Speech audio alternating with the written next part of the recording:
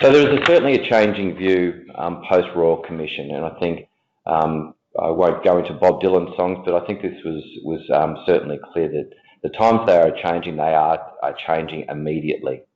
And we've seen this interest through our ongoing conversations with dealer groups and advisors about, so if it's happening quickly, have I got enough time and what can I do? And today we'll explore that in more detail.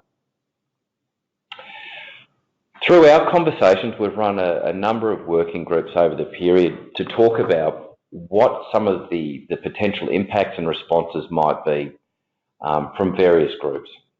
And if you think on the left-hand side of this slide, glass half empty, probably a more black hat view of what's occurring, versus a more half full potential response. How do we find a way through these things? We'll talk through each of these separately. So what are some of the potential impacts? So I stated earlier, there's $1 billion of revenue that is currently sitting in advisor bottom lines as profit in conflicted rem that will disappear, but that is if it's untreated.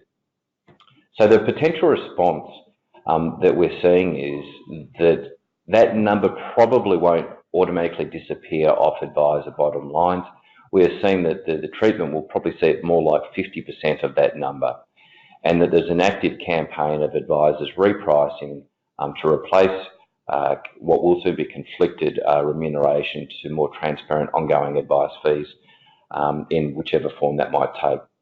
We are certainly seeing a restructure of revenue models, and we're seeing that at not only the advisor but the platform level and product level, where there is a flurry of activity, especially in the last 6 months, with the introduction of more naked pricing. And we've seen that with platforms and asset managers really now talking about the removal of promoter fees, distribution fees and the like.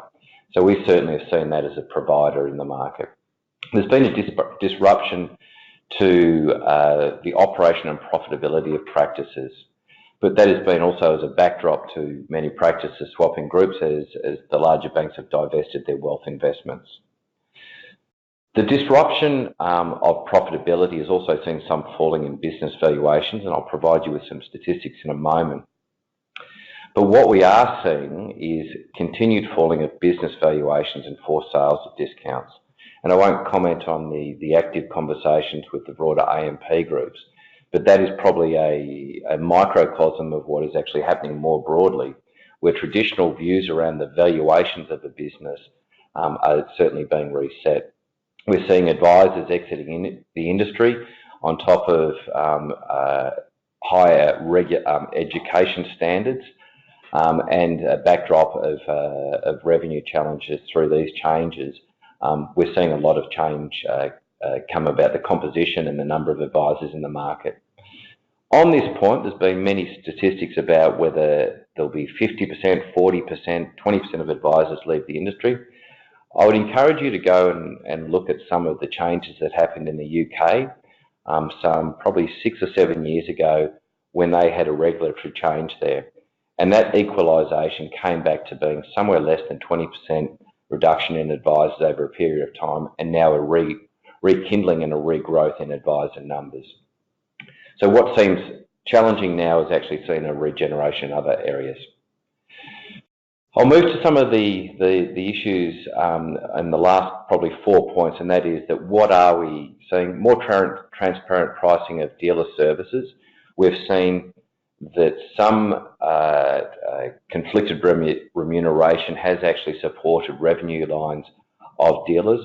We now see greater transparency of that, where dealers are now competing on much more even playing fields, and advisors are making more critical decisions around what are the real services and what is being paid for. And I'd take my hat off to a number of the groups that we deal with that have really stood up to this challenge and now feel like that their value propositions are being far more well understood with transparent pricing of services.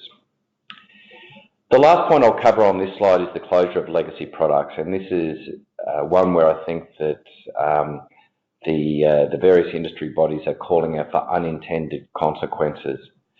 When this date ticks over and you think about the legacy systems that are sometimes 30 years old, that are trained to pay trail commissions, that are trained not to pass through cash rebates to clients, there is going to be a flurry of change.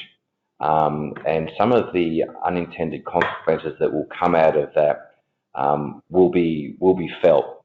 So I think there's some from a product provider level as well as what advisors will see.